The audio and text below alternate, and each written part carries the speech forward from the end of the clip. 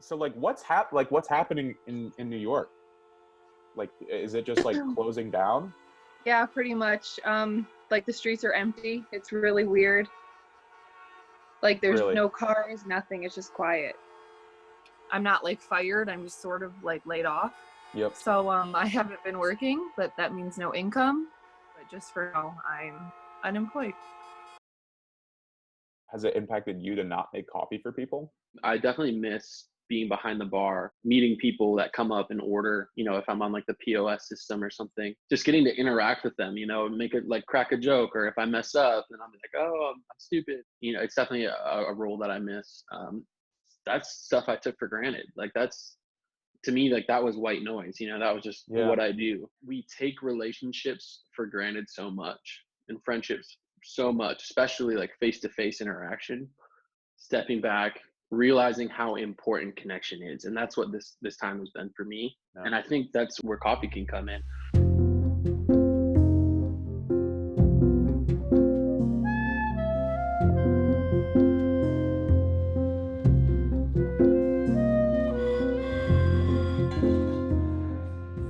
Yeah, definitely. Well, we had tons of regulars. You know, I knew there were Starbucks regulars until you work there and you see people who come in. Not only do they come in twice a day, but they come in at the exact same times and do the exact same things and sit in the exact same seats.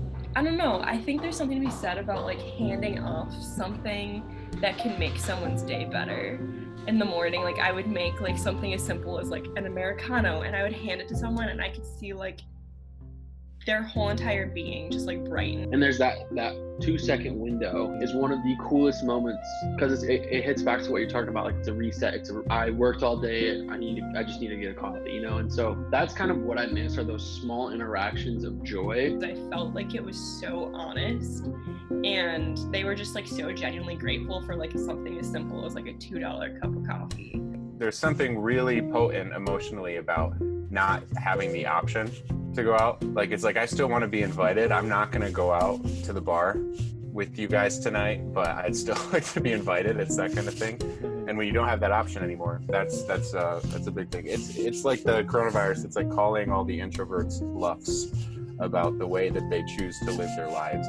Yeah, you know, getting coffee is it's the physical manifestation of what you're doing online. Okay, so you have like face-to-face interaction, and then you have social media. And right now, like social media, obviously because we can't interact, like there's just so much content, like I said. And it's just like, it makes me so dissatisfied. I don't know. Really easy to want to go back to speed things up and get like drive-thrus and speed up all that.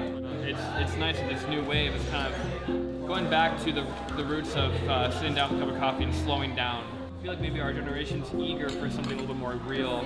We have all the stuff on our phones and our computers. We're ready for something more.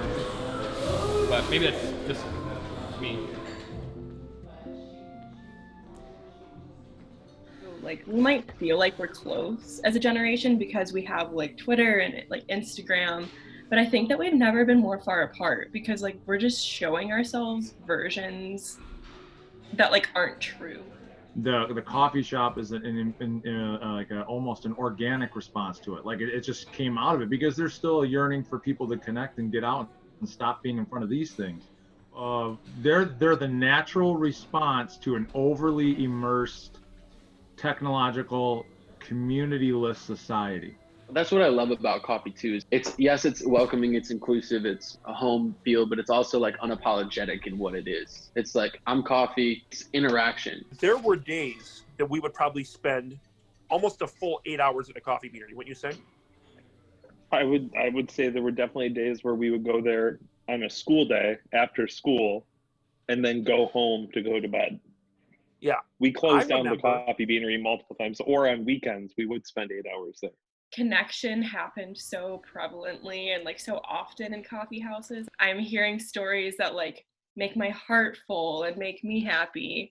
All the religious organizations I've ever been to, and I've been in mosques, I've been in temples, I've been in like churches that are all faith-based churches, like everyone's welcome. And then I've been in like some of the most conservative churches in America, and they all have coffee counters, every single one of them. The biggest thing that I loved about coffee shops was the fact that I could go in and there was no judgment. It was almost like a home, like an invitation almost. Similar to what you're saying, like I hope that it continues. I hope that, you know, the common coffee shop isn't only just an area people meet, but that, you know, maybe there's a coffee shop somewhere in the world that someday, you know, like I feel like almost like a thing happened back in the day, like a revolution comes out of profound things that change society. Yeah. So yeah. Like you'll see people come in, and like they go around all the tables, talking to everyone. You know, there's a few people that we have that pretty consistently every day are in there. I think probably for myself and for a lot of people who work here, knowing the people that we've got to know through the coffee shop is what has tied us into this community. And a lot of us now, I mean, a lot of the people we hang out with outside of work, outside the cafes, are all people we met in the cafe. Everyone that I've got to know has been through doing this, and that is just like, I mean, it's been the difference for me moving back here out of necessity to like this becoming a home. Human connection is basically a necessity in life, focused on maintaining those relationships face to face. And I almost feel like this could be good for us because we're going to like come through this like quarantine phase and like actually enjoy like sitting face to face. Like I could have a conversation with you right now in Starbucks, but because of what's going on, like I have to see pixels, and like there's something wrong with society if like this is what we've come to. Like I think in a way we're gonna come out a lot stronger because of it, and I think we're gonna learn a lot about like the fact that we already were social distancing. But you can't be scratching your head and wondering, you know, why are stay-at-home moms or stay-at-home parents so depressed? Why is this going on? Yeah. Because we really are working against the nature of who we are as a human species. We are supposed to be communal beings, and we reach out and yell for this stuff, and we fight it every step of the way. Well, you know, now that can't be it. That can't be it. Well, you know, maybe it is as simple as just having more people in your life. There are so many people that are striving for that human connection, and I think they overthink it. They think, well, you know, it's got to be this, got to be that. But in reality, you know, going and having a conversation over a cup of coffee or talking to somebody, having those connections in your life, having somebody even in the same house as you, knowing someone's present, that helps a lot too.